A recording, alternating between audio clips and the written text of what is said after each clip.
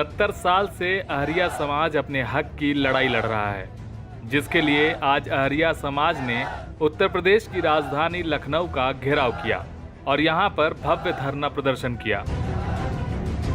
उनकी मांग है कि अहरिया जाति गुंडों की जाति नहीं है, तो हमारा हक क्यों मारा जा रहा है और हमें ST, SC, OBC, जनरल जैसी किसी भी कैटेगरी में रख के हमारा हक दिया जाए, जिससे हमें नौकरी मिलने में, बच्चों की पढ़ाई में आसानी रहे। और अगर उत्तर प्रदेश सरकार ने हमें हमारा हक नहीं दिया तो हम यही धरना स्थल पर अपनी जान दे देंगे। देखिए हमारी ये रिपोर्ट। जब क्रिमिनल आदमी बन जाता है, आतंकवादी बना दिया जाता है, उसके बाद रहेगा क्या? वो तो ऐसा होता है कि देश से बाहर ही निकल दिया जाता है। मैडम, हमको यहाँ पे सर भेजा गया है। किन्होंने भेजा है? जो इस सत्ता को चला रहे हैं ना, ये सरकार वाले, इनके सदस्यों ने भेजा है। यहाँ मरेंगे भी, क्योंकि हम पहले ही मरे हुए हैं। हमारा वोट बैंक यूज इन्होंने किया है। 32 लाख वोट बेस्ट यूपी में है।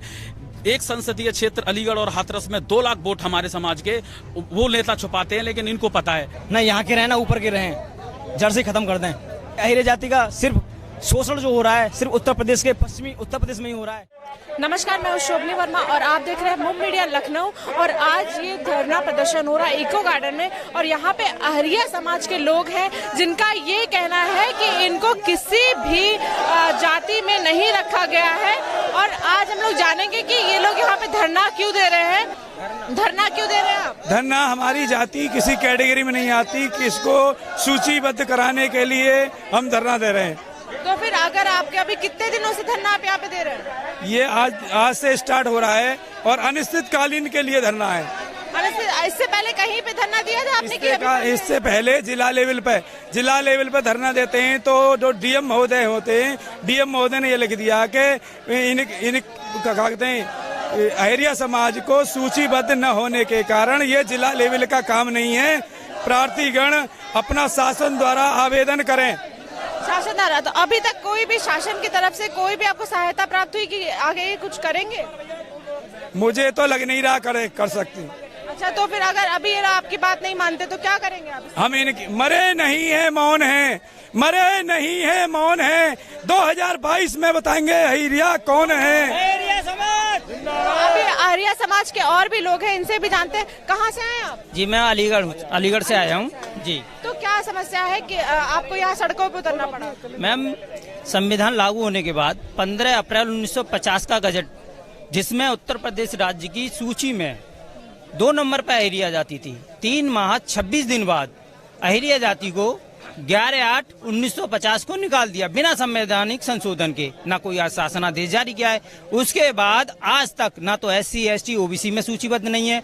और 2019 में एक मोदी जी ने आदेश पारित किया था सवर्णों के लिए 10% आरक्षण का।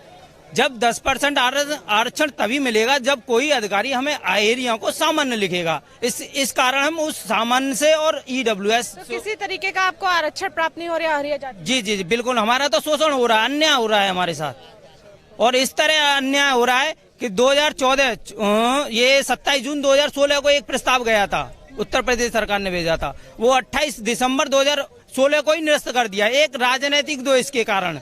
और आज तक हमें ये नहीं बताया कि हम एरिया हैं कौन, ना ही हमारी पहचान है। अधिकारी कोई हमसे बात नहीं करता, DM, SDM हो या कोई भी हो, सीधे कहते। तो इतने सालों से आप लोग क्यों शांत थे? पहले ही आवाज उठानी चाहिए। ऐसा है मैम, हमारे एक सिस्टम आता है 1950 से पहले। हम लोग एक विमुक्त का नाम लेते थे। विमुक्त एक आपराधिक जातियां, जो ब्रिटिश समय से हम लोग अहिरिया को ब्रिटिश गवर्नमेंट ने जन्मजात अपराधी घोषित किया था। और देश आजाद होने के बाद 31/8/1952 को उस काले कानून से हमें मुक्त तो कर दिया, लेकिन थाने में सुबह दोपहर शाम रात को हाजिरियां होती थी। हमारे बुजुर्गों ने इतना उत्पीड़न सहा है कि किसी चोरी कहीं हो जाए, लेकिन ये पता थी पुलिस पर। क्या लग रहा है कि अंग्रेज शासन जाने के बाद अभी भी हिटलरबाजी चल रही है? बिल्कुल मनुवादी सरकार चल रही है मैम। अहिरिया शब्द को जब तक सूचीबद्ध नहीं किया जाएगा, जब तक हम यहाँ धरना देंगे। और इस मनुवादी सरकार से ये कहना चाहता हूँ मैं सीधे, मरे नहीं मौन है 2022 में बताएंगे अहिरिया कौन है और रहते कहाँ है। जी, मैं हरिकिशन सिंह अहिरिया दिल्ली से। और जो अपने समाज के बंधु अपना अधिकार प्राप्त करने के लिए यहाँ पर एकत्रित हुए हैं, और आप जो मीडिया कर्मी हैं, चौथे स्तंभ में भारत के, उनको नमन करता हूं। देखिए, भारतवर्ष की जब पहली सूची बनी, जनगणना हुई 1931 में, तभी भी अहिरिया लिस्टेड था।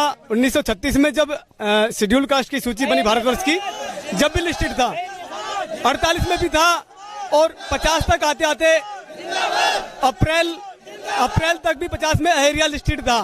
परंतु 11 अगस्त तक, जैसे बताया भाई साहब ने, 1950 में अहिरिया जाति को विदाउट एनी रीजन निकाल दिया। तो आप अपने हक के लिए आप लड़ रहे हैं, तो कहां तक जा सकते हैं अगर आपका हक नहीं मिलेगा? देखिए, ऐसा है कि अब तो हमारी स्थिति ऐसी है, करो या मरो। जिस प्रकार हमारी संख्या 15 लाख से अबाव है उत्तर प्रदेश में, हम अपना ना पूरे प्रयास और गट्स लगा देंगे कि अपने अधिकार को पाने के लिए, क्योंकि जब एक कानून पूरे कॉन्स्टिट्यूशन में एक जुर्म के लिए पूरे देश में एक ही सजा है, तो हमें उत्तर प्रदेश में न्याय क्यों नहीं, दिल्ली में न्याय क्यों है और हरियाणा में न्याय क्यों है? आपको लग रहा है पूरे भारत में जितने भी अहिरिया समाज के लोग हैं, सबके साथ अन्याय हो रहा है? नहीं, उत्तर प्रदेश। देखिए, अन्याय यहाँ पर हो रहा है, परंतु जब उत्तर प्रदेश में अन्याय हो रहा है, दिल्ली में हमें रखा गया है, हरियाणा में 16 में पास किया है, परंतु यहाँ हमारे साथ ना जो है भेदभाव क्यों हो रहा है उत्तर प्रदेश के अंदर? तो योगी सरकार है, तो अभी आपको लग रहा है कि ये बात सुनेगी कि नहीं सुनेगी? देखिए, सरकार किसी की भी हो, हम ये नहीं कह रहे कि सरकार किसकी नहीं है, परंतु हम अन्य अधिकार पाने के लिए हम अपना पूरे प्रयास लगाएंगे। तो आपको क्या लग रहा है, कोई आशा है कि बताए आपकी सरकार बात सुनेगी? सुनेगी कैसे नहीं? देखिए, जन समुदाय के साथ और जो दबाव रहता है ना सरकार को, अपने उनका मानना ही पड़ता है, किसी भी समुदाय का हो, मानना ही पड़ेगा उनको। जब 20 लाख की कम्युनिटी की इकट्ठी खड़ी होगी ना प्रशासन के सामने, तो वो भी झुकेंगे। और हम भीख नहीं मांग रहे हैं 70 साल से। हमारे अपराधी कौन है ये बताइए ना? हमारे अपराधी भारत सरकार और उत्तर प्रदेश सरकार। हमारा गुनाह क्या है बताइए? तो अभी ये सारे लोग भी पीछे उपस्थित हैं। यहाँ पे ये सारे लोग बाहर अलग अलग जगहों से आए हैं, और इन सबका यही कहना है कि अहिरिया समाज को इंसाफ चाहिए और इनको अपना हक चाहिए। अभी मेरे साथ एक लोग और मौजूद हैं, ये भी बताएंगे कि कहाँ से आए हैं। हाँ जी, जिला बुलंदशहर से हूँ मैं। बुलंदशहर जी सर। तो किस चीज के लिए यहाँ पे होता है आप लड़ रहे हैं? हाँ, लड़ रहे हैं। ये 1950 से आज तक 2021 चल रहा है, 71वीं साल चल रहा है। आज तक कोई सर्टिफिकेट नहीं है। वो क्यों नहीं है? प्रॉब्लम था कि वकील साहब ने बताया हमारा कि विमुक्त जाति में हम घोषित कर दिए गए थे।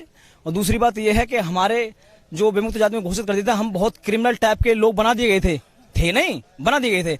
तो मान लीजिए कोई क्रिमिनल बना दिया जाता है एक परिवार, तो उसमें होता क्या है कि सिर्फ एक क्रिमिनल होने की बजाय एक पूरा परिवार नष्ट कर दिया जाता है। हो सकता है कि सरकार इतनी बहादुर होती है, बहादुरी मानेंगे, राजा होता कुछ भी कर सकता है कि वो पूरे खानदान को भी नष्ट कर सकता है। तो फिर पीढ़ी दर पीढ़ी हमारी उत्पत्ति कहां से होगी? नहीं हो सकती। इसलिए हमारे बुजुर्ग, हमारे समाज के लोग बहुत ही गरीब बहुत ही गरीब हैं, बहुत ही जिसे कहते हैं। इसलिए 70 साल ऐसे हो गए हमारे समाज को यहाँ तक आते आते। 70 साल में पहली बार लखनऊ आए हम। वो क्यों कि एक तो हमारे पास पैसा नहीं था, क्रिमिनल बना दिए, सब कुछ लुट गया हमसे। जब क्रिमिनल आदमी बन जाता है, आतंकवादी बना दिया जाता है, उसके पास रहेगा क्या? वो तो ऐसा होता है कि देश से बाहर ही निकल दिया जाता है। जबकि मान लीजिए, लग रहा है कि आपको हक अब मिलेगा अगर आप ये लड़ाई करते हैं, और उसके बाद आपको हक मिलेगा? हक वाली बात ये है कि सरकार है और ये आवाज पहुंचेगी तो करेंगे काम। मुझे लगता है, आशा भी है। आशा इसलिए है क्योंकि बीजेपी सरकार को हमने 2014 से और आज तक बीजेपी का वोट बैंक रहा है। हाँ जी। तो अभी देखिए, आप मेरे साथ बहुत सारे लोग यहाँ पे मौजूद हैं, और पीछे देखिए कम से कम सैकड़ों लोगों की भीड़ है, जो कि पूरा वहाँ हर पूरे प्रदेश में से अलग अलग जिलों से आए हैं ये लोग, और इन सबका यही कहना है कि इनको इनका अधिकार मिले। अभी एक लोग और मेरे साथ है, ये भी बताएंगे कि क्या समस्या आ रही है जिसकी वजह से 70 साल बाद आज ये लोग पहली बार लखनऊ आए हैं और यहाँ पे धरना प्रदर्शन कर रहे हैं। जी धन्यवाद मैडम। मेरा नाम प्रवीण है, मैं हाथरस जिले से आया हूँ। मैं इन सब लोगों के साथ ही आया हूँ, इन्हीं का हिस्सा हूँ। सबसे पहले आपका सवाल था, मैं उसका जवाब देना चाहूंगा कि आपने कहा था कि आप 70 साल से पीड़ित हैं, लेकिन कहाँ थे? मैम, एक्चुअली दिक्कत थी, आपके माध्यम से बता देना चाहूंगा कि हम लोगों के जो बुजुर्ग थे उन्होंने अपने स्तर से प्रयास किए, लेकिन हमको एक तरह से पुलिस प्रशासन ने दबा के इस कदर रखा कि हम अपनी बात को ऊपर भी नहीं ले जाते थे। मैम, एजुकेशनल मामले में 2005 में गवर्नमेंट का रूल आया RTI, 2005 में इसका गठन हुआ। उससे जब हमने सूचनाएं लेना स्टार्ट किया तो मैम हमको पता हुआ कि हम वास्तव में क्या थे और हमें कहां पे पहुंचा दिया गया। तो हमें आरटीआई से ही गवर्नमेंट का जो किया हुआ पुराना आदेश था वो मिला 1950 का। यहाँ पर हमको 15 अप्रैल 1950 में भारत सरकार का जब गजट जारी हुआ था तो हमारे साथ 4 जातियों को भी उन्होंने निकाला था एससी की श्रेणी से। मैम 3 को ले लिया क्योंकि उनके करने वाले थे, अदर भाषा में कह देना चाहूंगा, उनके संचालक थे, विधायक थे या क्या जो भी लगता है कि किस श्रेणी में आपको जाना चाहिए? मैम हमें किसी भी श्रेणी में गवर्नमेंट रख दे लेकिन हमको सूचीबद्ध करे। लेकिन हमें इस तरीके से रख रखा है जैसे फुटबॉल टाइप का, क्योंकि हमें कहीं भी नहीं रख रखा। और हम दूसरा सवाल मैडम ये है, दूसरा मैं ये कहना चाहूंगा कि जिस तरीके से आपने कहा कि आप यहाँ पे कैसे आए, मैडम हमको यहाँ पे सर भेजा गया है। किन्होंने भेजा है? जो इस सत्ता को चला रहे हैं ना, ये सरकार वाले, इनके सदस्यों ने भेजा है। हमने 32 लाख पहले हजरतगंज में आप लोग धरना देने गए थे तो वहां से क्या हुआ? जी मैम गए थे, पुलिस प्रशासन ने एक दबाव के साथ में बहकावा लेकर के टाइप से आश्वासन दे करके कि हम आपको योगी जी के यहाँ ले जा रहे हैं, वो हमको ले आए और यहाँ पे अंदर कर दिया। मैम हमको नॉलेज नहीं है, हमने इस वजह से जो भी उनका आश्वासन मिला हम शायद उनके पीछे रहे। तो ये एक तरह से हमारे साथ खिलवाड़ किया, हमारी बात वहां पे रहनी चाहिए थी, वो बात भी नहीं रही। मैम अगर यहाँ पे आपको अपना अधिकार नहीं मिलता है और इसके बाद भी आप लोग जो धरना प्रदर्शन कर रहे हैं, अभी कितने दिन तक सोचा है धरना प्रदर्शन करेंगे? जब तक आचार संहिता यहाँ पे इस सरकार के जो आने वाले विधानसभा चुनावों की नहीं लिखती तब तक हम यहीं पर रहेंगे। और आपके माध्यम से बता देना चाहूंगा कि यहाँ मरेंगे भी, क्योंकि हम पहले ही मरे हुए हैं। और हम पहले मरे हुए हैं इस सरकार को, इस सत्ता में बैठी सरकार को मैं नाम लेकर के कह देना चाहूंगा, स्पष्ट तौर पर हाथरस का रहने वाला हूं, कि हमने विश्वास के साथ, दिल के साथ इनको वोट दिया था। हमारा वोट बैंक यूज इन्होंने किया है। 32 लाख वोट बेस्ट यूपी में है। एक संसदीय क्षेत्र अलीगढ़ और हाथरस में 2 लाख वोट हमारे समाज के, वो नेता छुपाते हैं लेकिन इनको पता है। हमने हिंदुत्व के नाते ही समझ लिए ये सरकार अपना 32 लाख वोट नहीं संभाल सकती। जो हमारा 32 लाख वोट बैंक इनका पक्का है वो नहीं संभाल सकती। हिंदुत्व की बात करती है गवर्नमेंट, हिंदुत्व नहीं संभाल सकती तो इस सत्ता में आने का फिर इसको कोई औचित्य नहीं बनता। तो अभी इनका साफ साफ कहना था अगर इनके हक के लिए ये नहीं लड़ सकती है सरकार तो फिर सत्ता में रहने का उसका कोई मतलब नहीं है। अभी देखना है कि अभी ये लोग धरना दे रहे हैं, इसके बाद में कैसे कैसे आगे चल के इनकी मांगे पूरी होती है कि नहीं होती, कि सरकार इस चीज पे पूरी तरीके से खामोश रहती है, ये तो आने वाला वक्त बताएगा। अब यही आशा करते हैं कि जो इनकी मांगे हैं ये पूरी करी जाए और जिस अधिकार की ये बात कर रहे हैं वो अधिकार इन्हें दिया जाए। कैमरामैन शिवम के साथ शोभनी Verma, Lucknow. Subscribe now and press the bell icon. Never miss an update.